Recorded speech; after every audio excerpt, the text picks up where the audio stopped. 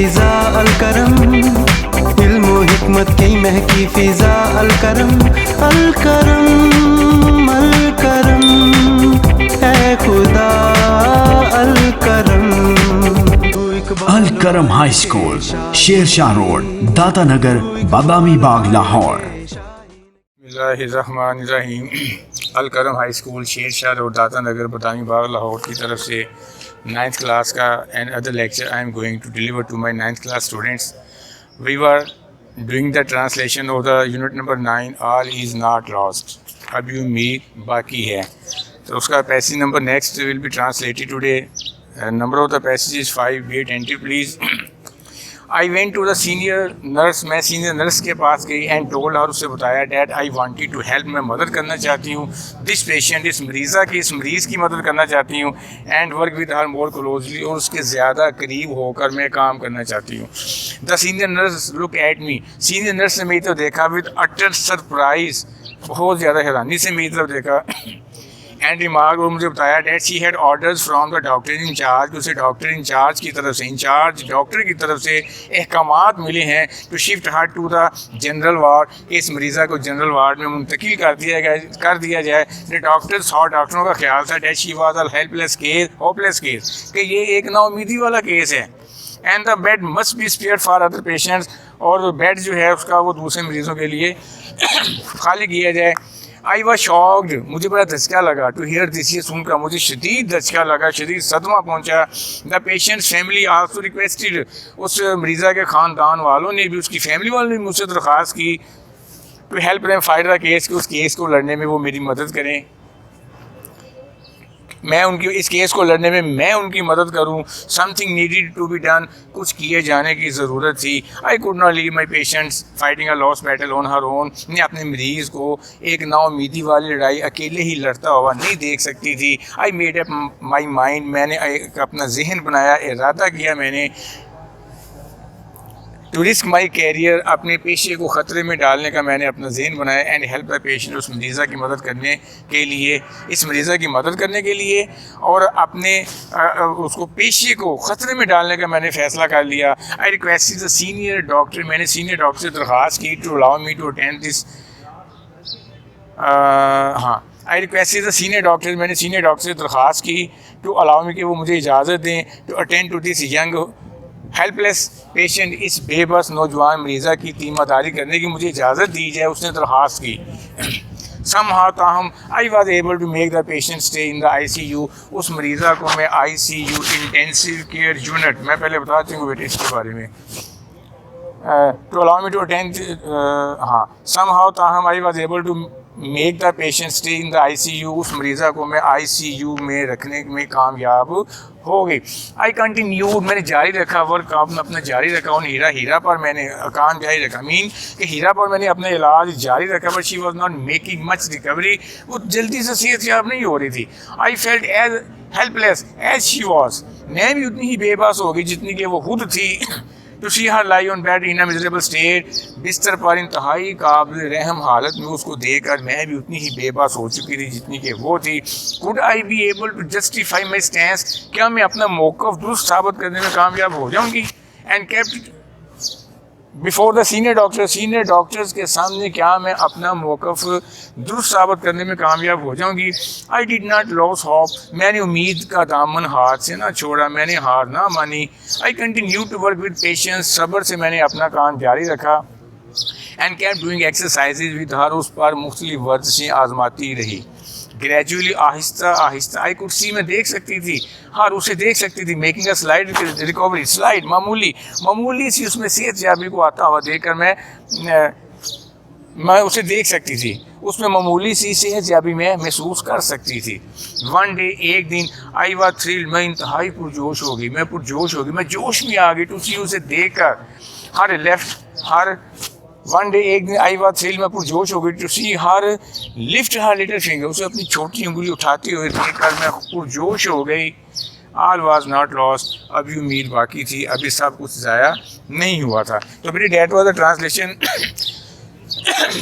Here I have written on the board several difficult words. You are supposed to see all these things closely. Creep, utter surprise, बहुत ज़्यादा हैरानी, order, अहकामात, शौक, हैरान हुई या धचका लगा, लीव, छोड़ देना, अटेंड, तीमारदारी करना, हेल्पलेस, बेबस या बेयारो मददगार, फेल्ट, महसूस किया, मिजरेबल, काबिल रहम, जस्टिफाई, दुरुस्त साबित करना, स्टैंस, मौक़िफ़, पेशेंस, सब्र, ग्रेजुअली, आहिस्ता आहिस्ता, स्लाइड, मामूली, थ्रिल, जोश में आ गई, लिफ्ट, उठाना.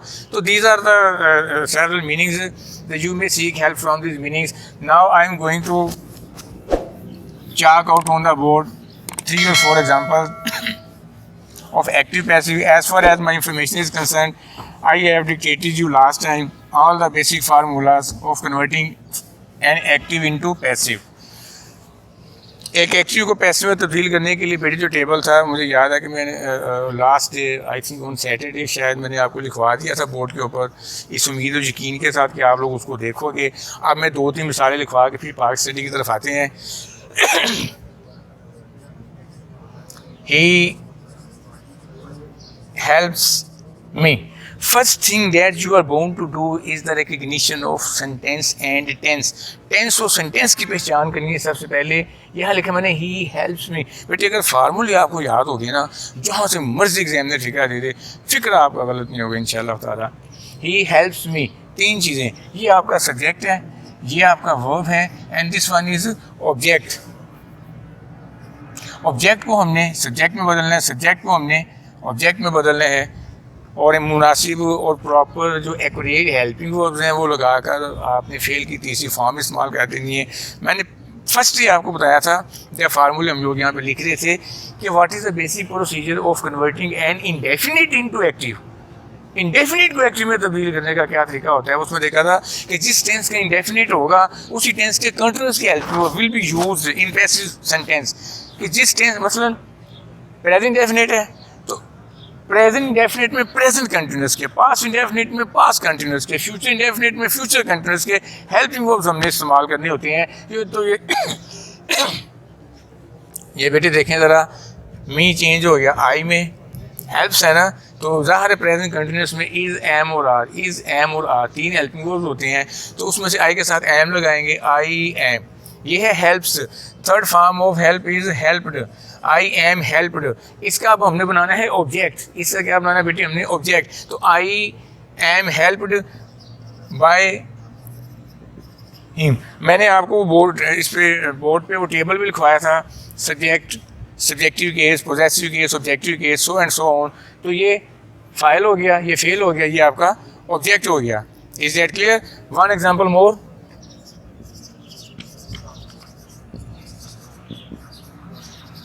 She hated them.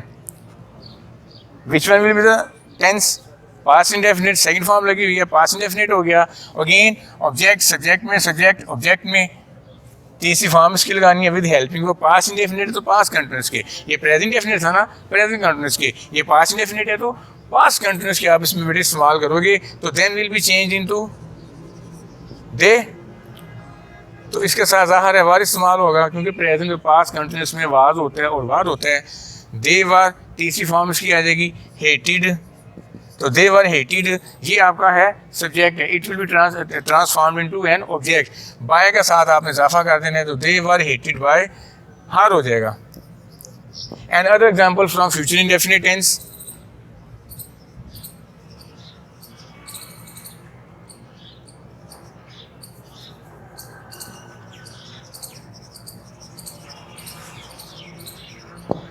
We shall learn English, not we shall learn English. कैसे पता चला फ्यूचर इंडेफिनिट है? इससे हेल्पिंग हो गया ना, ये will shall. We shall learn English ये ऑब्जेक्ट है, ये इसका आपने सब्जेक्ट में उसको कन्वर्ट कर लेंगे तो English future continuous will be shall be. We के साथ शैल तो इंग्लिश के साथ विल आएगा, तो वी का इजाफा कर देंगे क्योंकि फ्यूचर कंटिन्यूस के इस्तेमाल करने हैं. तो इंग्लिश विल बी इसकी तीसरी फॉर्म आ जाएगी लर्न. तो ये क्या हो गया? English will be learn. इसको ऑब्जेक्ट में चेंज कर देना, बाय का आपने इजाफा कर देना है, तो English will be learn by us. These are 3 example. You are suppose to copy them. Tomorrow I will write on the board at least 15 sentences. 15 sentences मैं बोर्ड पे लिखूंगा, तो उनको आपने ना पैसिव में कन्वर्ट करना होगा. Is that clear? Pak study के बारे में we shall discussing last time chapter number 4। एक बड़ी ज़रूरी बात मैंने आज अपने बच्चों से करनी है बेटे, वो बात ये है कि इट माइट बी कि चैप्टर नंबर 4 से पहले आपको थोड़ा बहुत कोई मटेरियल मिस हो गया हो, तो वो जब स्कूल खुलेंगे ना इंशाल्लाह ताला उसमें मैं कवर करवा दूँगा। चैप्टर 4 ना इंतहाई अहमियत का हामिल चैप्टर है। तो आज हम जो पोर्शन है हमारा वो है गवर्नर जनरल की हैसियत से कायद आज़म की खिदमत।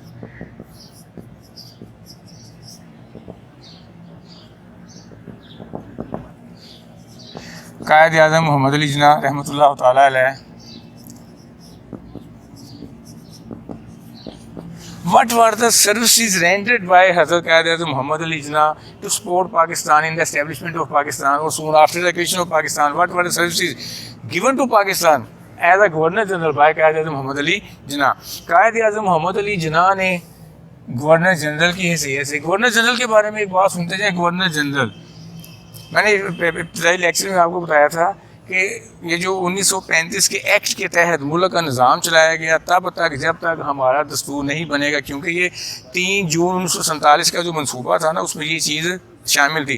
कानून आज़ादी हिंद में भी ये चीज़ शामिल थी कि जब तक दोनों ममालिक पाकिस्तान और इंडिया अपनी अपनी तसत्ती नहीं बना लेते तो मुल्क का निज़ाम जो है ना 1935 के एक्ट के तहत ही चलाएँगे।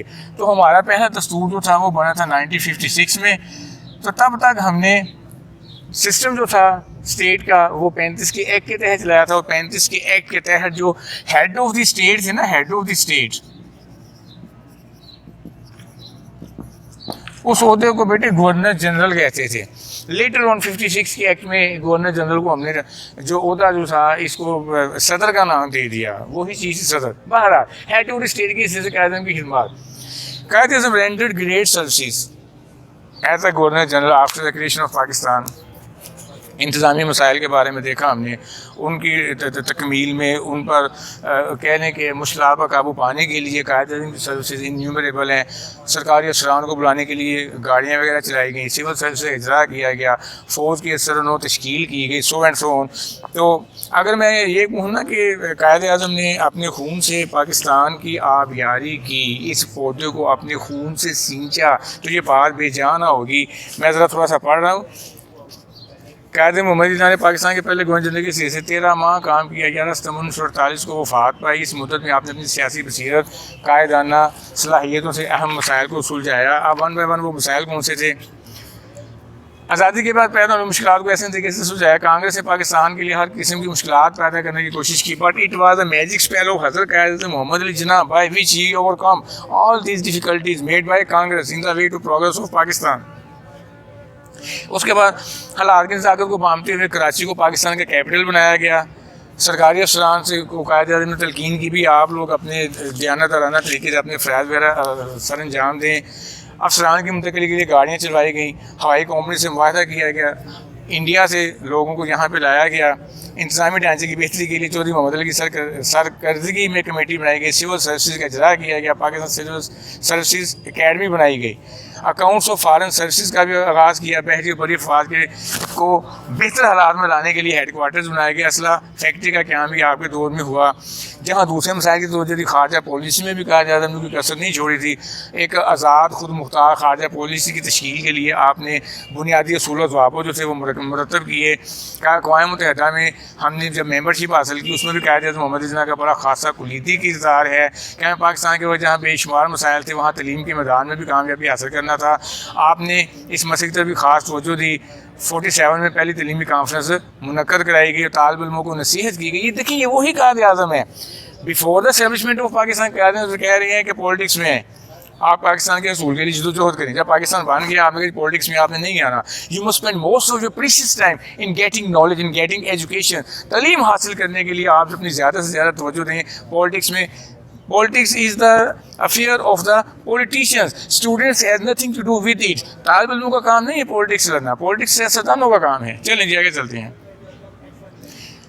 आपकी ख्वाहिश थी कि पाकिस्तान के हर शहरी कौम की बेलौस खिदमत करे। आपने नौजवानों के लिए साइंस और टेक्नोलॉजी की तलीम को लाजमी करार दिया। कायद-ए-आज़म की जिसमें जब तक जान रही पाकिस्तान की हर मुमकिन मदद की। सेहत की खराबी के बावजूद भी अहम फाइलों का मुताला करते रहे और एट लास्ट 48 में सितंबर 11 this great leader was expired. TB का मरज़ था और उन्होंने सख्ती से मना किया हुआ था अपने डॉक्टर हज़रात को, करीबी साथियों को, किसी को भी आपने नहीं बताना कि मुझे टीबी है। तो soon after creation of Pakistan, after exact I think round about 13 months हाल के हकीकी से जा मिले। तो ये बेटे सवाल बहुत इंपॉर्टेंट है कि गवर्नर जनरल की हैसियत से कायदे खिदमात का जायज़ा लें, इस उम्मीद और यकीन के साथ कि you will learn this question by heart. अंग्रेज़ी का जो काम बताया है वो भी आपने करना है, ये मुताला पाकिस्तान का जो मैंने बताया है ये भी आपने करना है। तो सी यू टुमारो इंशाल्लाह ताला with another new lesson of Pak studies, और I shall try my level best to finish the lesson. All is not lost, all is not lost. ये उम्मीद है, यकीन है मुझे कि कल मैं ये ख़त्म कर दूँगा, फिर उससे सवाल जवाब करेंगे। फ़ी अमान अल्लाह, all the best, God bless.